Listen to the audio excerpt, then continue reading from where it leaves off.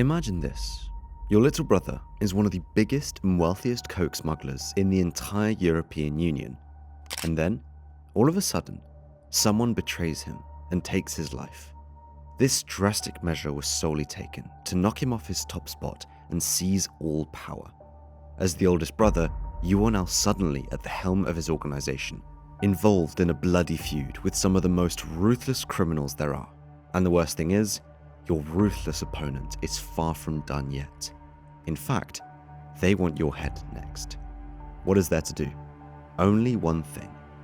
This is the story of Karim Bouyakhrichan.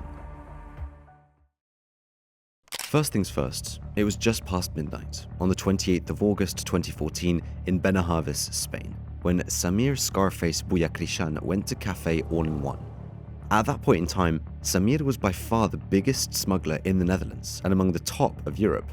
Some say he made well over €1 billion, as his rise coincided with the rise of coke usage throughout Europe. Saying Samir was rich was an understatement. He was wealthy. An age-old rumor concerning him was that he once bought an entire mall in Dubai for 200 million in cash. Whether all of that was true has never been confirmed, but everyone agreed that Samir was known to have enormous amounts of money. Samir did not reside in the Netherlands anymore and spent most of his time in Dubai and Spain, where he was good at keeping a low profile and flying under the radar while reigning over his business. Despite always being on high alert, on that 28th of August, he must have trusted the situation as he met with Naufal and Najib, two criminals from Amsterdam. The three sat down with each other and had a drink, nothing out of the ordinary. But then, all of a sudden, someone ran up to their table and multiple shots rang. Samir was fatally struck. Naufal and Najib quickly left the table and down went the Netherlands' biggest smuggler. A hit that would have far-reaching consequences and caused a major shift in the underworld, just as intended by the ones who ordered it. Forward to September 2014, Samir had just been laid to rest in Morocco a few days ago, when associates of his asked themselves the two most important questions. Who did it? And what do we do now? What do we do now? We have to find our base again. Everything has been disturbed. One associate replied via his PGP phone to another associate. We have to support that bald one. Then all will be fine, bro. You are right. We will never abandon the bald one. With the bald one, the two associates were referring to Samir's older brother, Karim. After the passing of Samir, the entire organization now became his to rule over. Karim is the oldest of 5 children, all of Moroccan descent, and grew up in Amsterdam Slotervaart. Together with Samir, he ventured into a life of crime at a young age. When Karim was 20 years old, he and Samir were arrested for stealing cars and selling them. They got sentenced to a jail sentence for a few months, but nothing too serious. After his release, Karim tried to stay on the right side of the law and became a cab driver, hence his nickname Taxi. Meanwhile, Samir went back to a life of crime and rose to the top of the underworld at an unprecedented pace. From petty theft to burglary to the drug trade, in the latter, Samir excelled. He was smart and approached the drug trade as a chess game. Smart and deliberate choices only. He most likely could have made it big in the upperworld too, but he chose for the underworld and the fast money. According to several sources in the underworld, Samir is one of the men behind the Moroccan trampoline. Drug cartels from South America sent their cocaine to West Africa in the first decade of the century. From there, the drugs would bounce through old Moroccan hash lines towards Europe. Sometime later, he smuggled his coke through the ports of Antwerp and Rotterdam with the help of corrupt port officials. As time passed, Karim slowly but surely got sucked into his younger brother's business. It was inevitable. He became Samir's financial man as he was able to move and participate more freely in the upperworld as his little brother did. Documents show he was the co-owner of 2 Spanish real estate companies called Roro Trading Company SL and Albina Properties 2009 SL. The roles were simple. Samir made the money and Karim made sure everything was invested and laundered properly, so the money could be spent in the upperworld. Business went very well, to say the least. But you know what they say, right? The higher you climb, the harder you fall. People were gunning for a spot. Around the 2010s, Samir and his organization got involved in a feud with another organization, an organization with several members you might be all too familiar with by now. The group of Ridwan Tahi, Rico the Chilean R, Naufal F, and Rafael Imperiale. The conflict involved around the power over the highly lucrative smuggling routes from South America into Europe. Only one organization could be fully in charge. Samir, together with his brother Karim and allies Jalal L.A., Mustafa F., Mohammed Nyabi, and Danny K., put up a fight. No one could have guessed what would happen on that 28th of August 2014 at Cafe All-in-One. There are still so many questions as to why Samir went to that meeting alone without any protection. Either way, investigating authorities believed that the hit on Samir was part of this feud to get rid of their biggest competitor. It could be seen as a turning point in which Ridwan Tahi and his allies had seized the power once and for all, though they weren't done yet. About halfway through 2015, the Dutch team Criminal Intelligence received a tip. Karim and Mohammed still work together frequently, although independent. Karim has started focusing more on money laundering instead and funding large shipments of coke. Mohammed, on the other hand, fully focused on the logistics of smuggling large quantities of coke via his contacts in Colombia and with the FARC. With Mohammed, they are referring to Mohammed Nyabi, also known as Nibit or Tommy. He was a longtime ally of Samir and allegedly involved in large-scale drug smuggling for many years. It remained relatively silent regarding any form of retaliation from Karim's camp for what had happened to his brother, which of course does not mean that there haven't been things happening in the background that did not make the news. And something was definitely brewing in the background, but we wouldn't have known about this until 2021, when court documents were released. Allegedly, Karim had contacted Salim the Snake B halfway in 2015. Salim was a broker who would accept orders to have people taken out and distribute them amongst his hitters. This job was serious. The target was none other than Naufal, and the price on his head was a staggering 1 million euros. Naufal was hiding in Berlin, Germany at that time, and the three hitters were sent there to observe him. Naufal was frequently seen driving around in his Mercedes S-Class and getting a cup of coffee at Grand Café Cappuccino in a chic shopping street. The coffee shop is where Salim ordered his men to take Naufal out.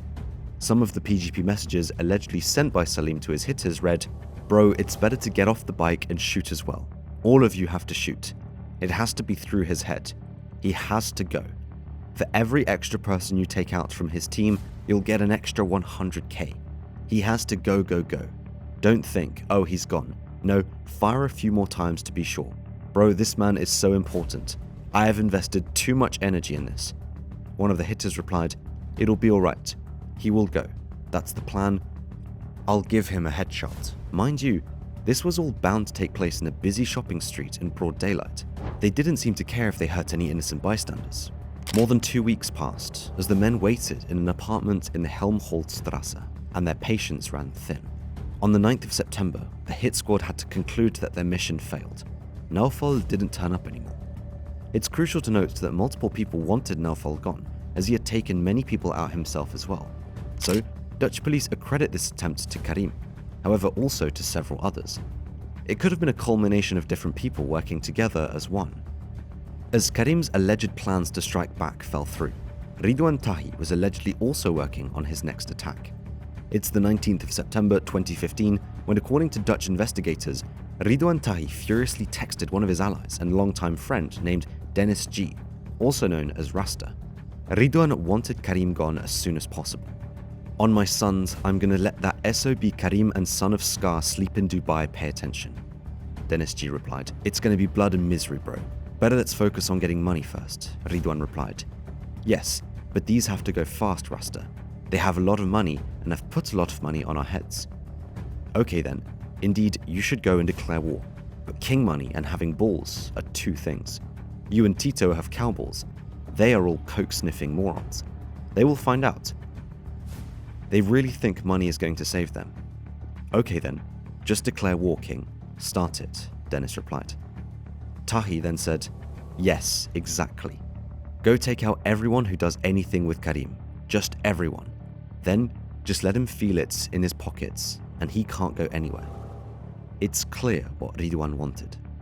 On the 27th of October 2015, a truck driver got kidnapped by men dressed as police officers. He was carrying a container with over 2,000 kilos of coke hidden in between pineapples. After further investigation, police determined that the coke was ordered and financed by Karim, Danny K., and another man. The truck was later abandoned. The container it was carrying was found a day later too, totally empty. A prime example that Karim took over his brother's business and kept it running, smuggling tons of coke. At the far end of 2015, Dutch police received intelligence that Yugoslav ex-commandos were hired and given the assignments to take out Karim and several other members of his group. The police decided to relay this information to Karim and explicitly warned him about the luring dangers. As a counter, Karim started looking for people to take out several men in Morocco he deemed as a threat, one of which was Ridwan, of course. Tensions were seriously rising. On the 2nd of November 2017, Ridwan Tahi and his group ordered a hit on Mustafa F., one of Samir's long-standing associates. It drastically failed, as the shooters instead shot the son of a prominent figure in Morocco. It did, however, show that the threat on Karim's life was very real, and something that could happen at any time. In January 2018, Karim got arrested in the Netherlands after he tried to renew his cloned passport. During an interrogation, he allegedly said, "They're searching for me. I'm looking over my shoulder the entire day. I am afraid, and the threat is becoming bigger and bigger. Someone was recently taken out in Morocco, and they're saying I'm next." He clearly feared for his life, which was totally justified. Karim was released shortly after, and disappeared off the radar again. On the 12th of December 2019, a man called Rashid Kotar had just picked up his son from his swimming lessons in Amstelveen, the Netherlands. Rashid strapped his son in his seat in the back of his armored BMW, and then he didn't even have time to close the door before two men ran up to him and shot him more than 11 times. One shot barely missed his 5-year-old son. CCTV footage showed his son getting out of the car, looking back at his father as he ran back to the main hall. An absolutely ruthless attack. Investigators knew Rashid belonged to Karim's entourage and immediately accredited this hit to the ongoing feud. Several men from Amsterdam got arrested for this attack, but none confessed who gave the assignment. Around the same time this hit took place, Dutch police were in the midst of decrypting millions of PGP messages, which eventually led to arresting the suspects.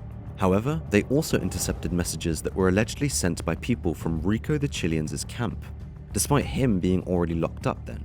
Messages that showed there were advanced plans made for taking out Karim in Dubai. Most of you will know that taking someone out in Dubai is a seriously dangerous and high-risk task. Acquiring a firearm there is nearly impossible. The people planning the hit on Karim knew this too, so it had to be done with knives.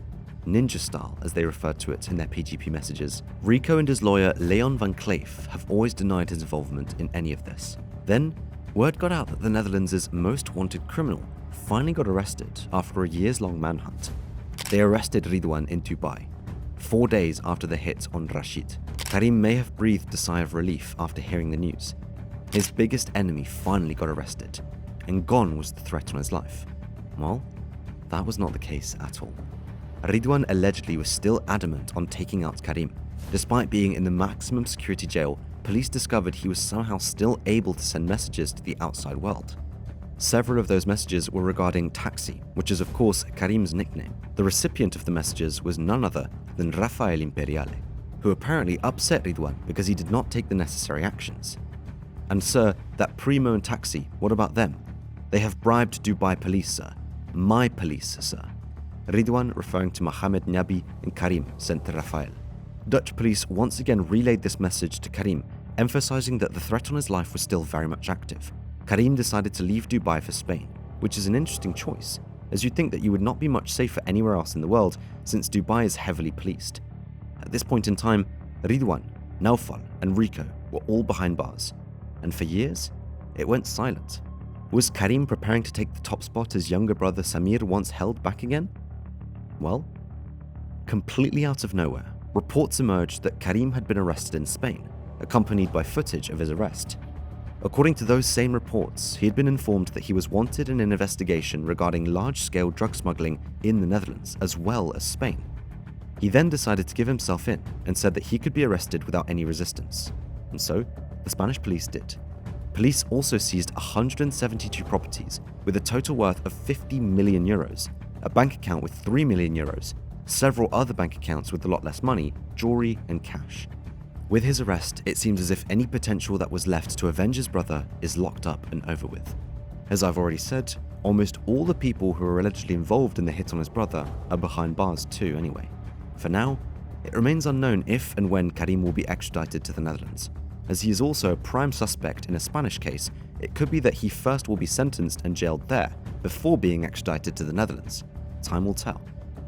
What did you think of the story? Did Karim give up fighting back against those who allegedly took out his brother? What made him decide to have himself arrested? And maybe even more importantly, will he be safe in jail?